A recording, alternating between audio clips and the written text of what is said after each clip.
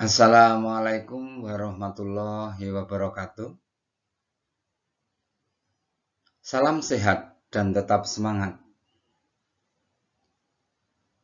Para siswa kelas 9 SMP, pada pertemuan ini akan dibahas ciri kebahasaan pidato persuasif.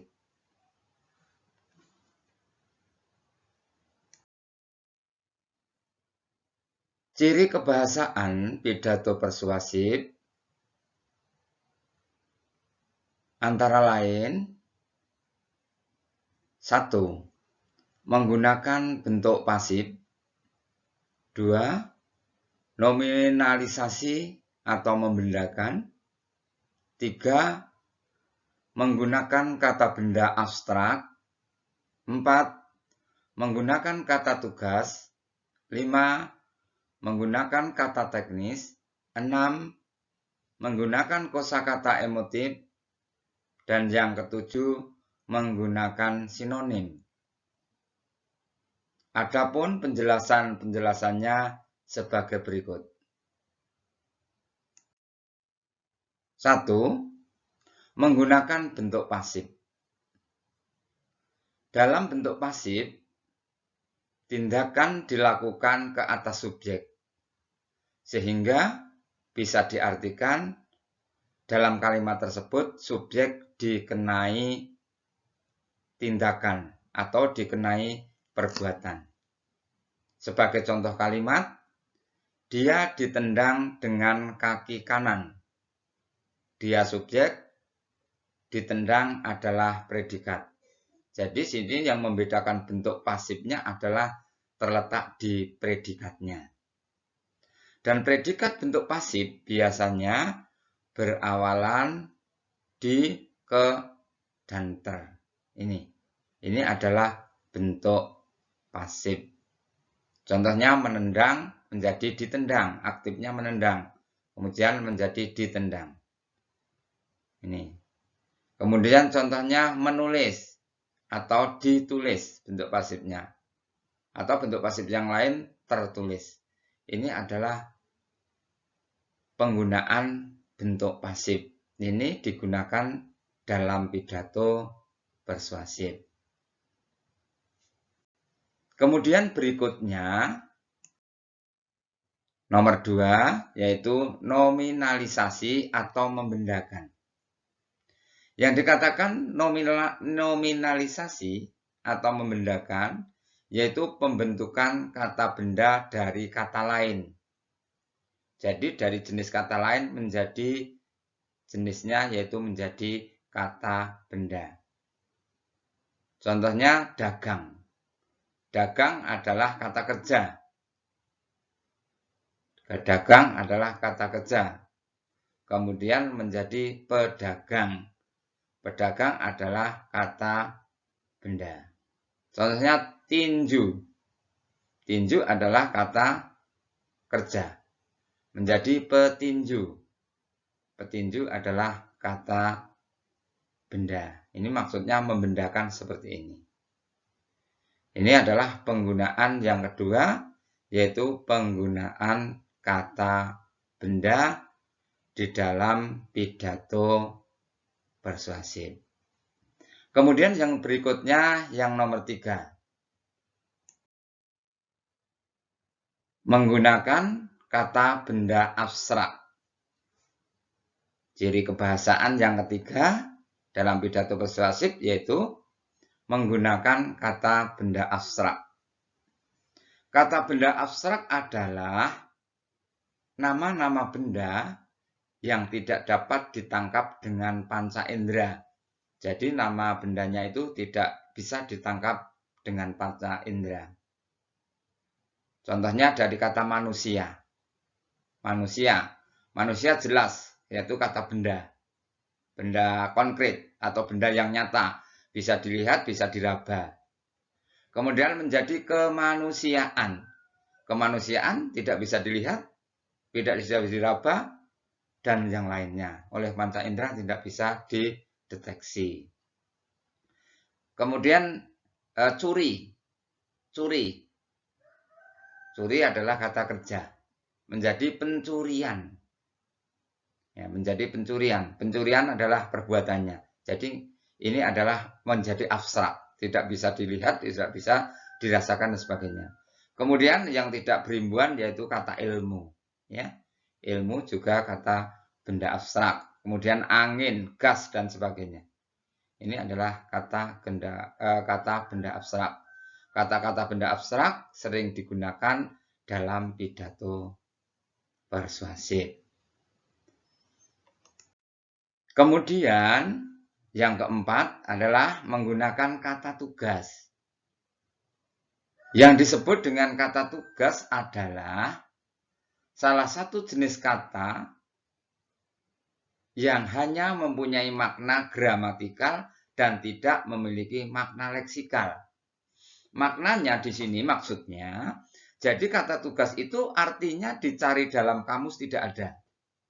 Kata tersebut mempunyai arti apabila telah dirangkai dengan kata lain dalam kalimat.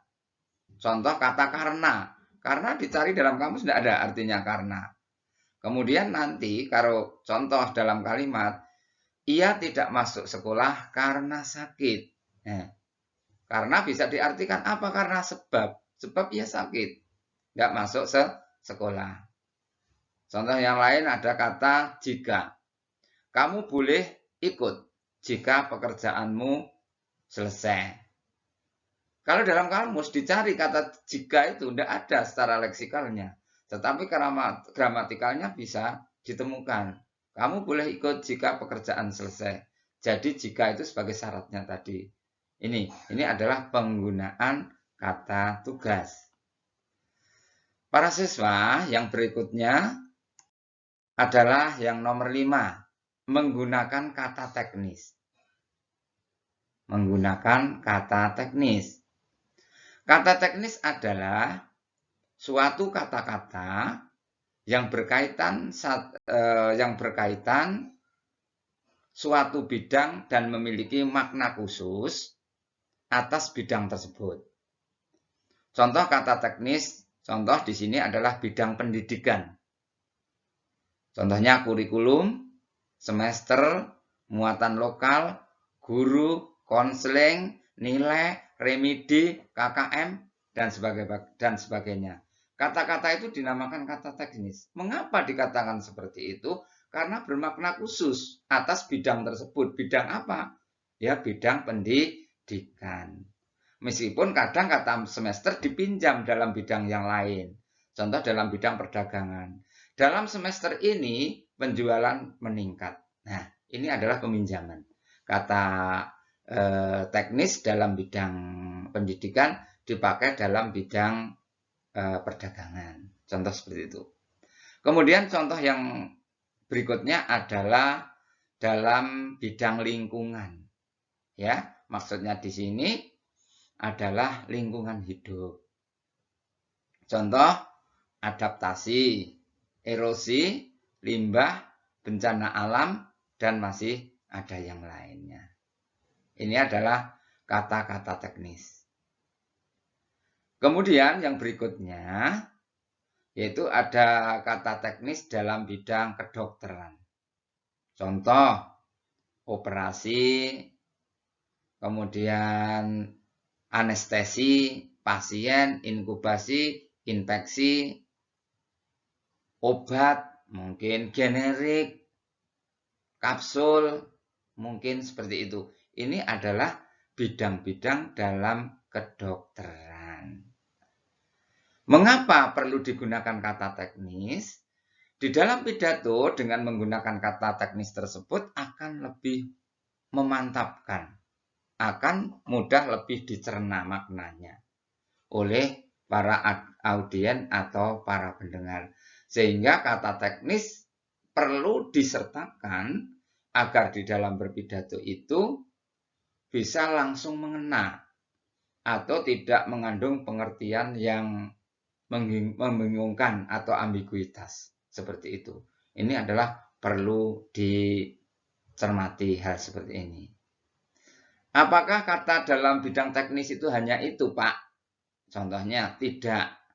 Karena dalam bidang teknis mungkin dalam bidang olahraga ada. Kemudian dalam bidang agama, kemudian dalam bidang keuangan, kemudian dalam bidang pertanian, ini banyak dalam bidang-bidang tertentu. Dan kadang seperti yang sampaikan Pak Guru tadi, dalam bidang tertentu kata itu dipinjam oleh bidang tertentu. Contohnya dari kata semester tadi, yaitu aslinya yaitu dalam bidang pendidikan, kadang dipinjam dalam bidang perdagangan agar mungkin lebih simpel, lebih mantap atau lebih dipahami. Contohnya dalam 6 bulan ini perdagangan mengalami peningkatan. Kelihatannya nggak mantap. Diganti dalam 1 semester atau dalam semester ini, yang artinya semester yaitu 6 bulan. Ini adalah fungsinya dalam bidang-bidang tersebut. Para siswa, saya lanjutkan yang nomor 6. Menggunakan kosakata emotif. Ya, menggunakan kosakata emotif.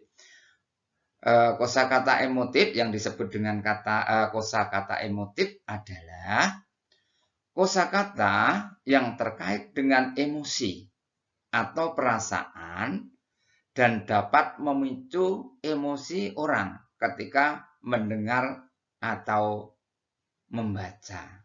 Seperti itu. Jadi seseorang itu ketika mendengar kosakata tersebut akan bangkit. Apa bangkit yang dibangkitkan? Emosi. Ya, yang dibangkitkan emosi. Dan harus diingat bahwa emosi itu mungkin tidak hanya bersifat negatif.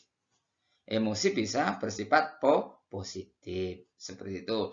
Dengan adanya pembangkitan emosi tadi, orang bertindak secara positif melakukan suatu pekerjaan ketika seseorang mendengar atau membaca kalimat tersebut. Contohnya, tuntutlah ilmu hingga ke ujung dunia. Ini. Itu bersifat emotif, yaitu membangkitkan emosi. Emosi dari orang yang membaca yaitu hingga ke ujung dunia. Padahal dunia itu mana ujungnya? Nah, ini akan bangkit, kita harus belajar sampai di mana dan sampai kapanpun. Ini contohnya seperti itu. Ini adalah kosakata yang bersifat emotif. Kemudian contoh berikutnya. Gantungkan cita-cita kalian setinggi langit. Gantungkan cita-cita kalian setinggi langit. Nah, emotif sekali. Berarti kita itu disuruh untuk menggantungkan cita-cita yang sangat tinggi. Ya, yang sangat tinggi, setinggi langit. Karena tidak ada batasnya langit setingginya seperti apa. Ini adalah contohnya. Berarti harus setinggi mungkin kita itu mempunyai cita-cita. Ini adalah kosakata emotif. Kemudian yang berikutnya, berusahalah hingga titik darah penghabisan. Coba, kalau dibayangkan kosakata titik darah penghabisan. Seberapa titik darah penghabisan itu? Tidak ada jelasnya, tidak ada batasannya. Sehingga ini adalah kata-kata kosakata yang bersifat emotif. Ini. Maka dari itu, ini sangat perlu. Ini ketika kita itu memersuasif atau mempengaruhi seseorang. Dengan adanya hal tersebut, kita itu nanti bisa apa yang disampaikan itu bisa membangkitkan emosi tadi. Yang tentu saja emosi di sini yang dibangkitkan adalah emosi yang bersifat bagus. Emosi yang bersifat positif. Ini. Para siswa, saya lanjutkan yang nomor 7. Ya, nomor 7 adalah menggunakan sinonim. Ini masih ingat toh? Apa yang disebut dengan sinonim? Sinonim yaitu persamaan kata. Ini kata arti secara simpelnya atau arti secara singkatnya. Tetapi secara panjang ini saya tulis di sini. Sinonim adalah hubungan semantik yang menyatakan adanya kesamaan makna antara satu kata dengan kata lainnya. Ya, hubungan secara kalimat itu ya antara kata satu dengan kata yang lain yang mengandung kesamaan makna. Contoh dari kata pandai bersinonim dengan cerdas, cerdik, pintar, atau yang lainnya. Contoh, tetanggaku memang anak yang pandai, pantas menjadi juara Olimpiade IPA tingkat dunia. Dari kata pandai bisa diganti tetanggaku sangat cerdas sehingga menjadi juara Olimpiade IPA tingkat dunia. Ini artinya sama antara cerdas, cerdik, kemudian pintar dan pandai. Ini adalah sinonim. Yang contoh yang kedua yaitu indah.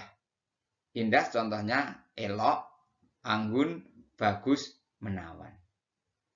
Seandainya diterapkan dengan kalimat lukisan yang dipajang di tembok itu sangat indah.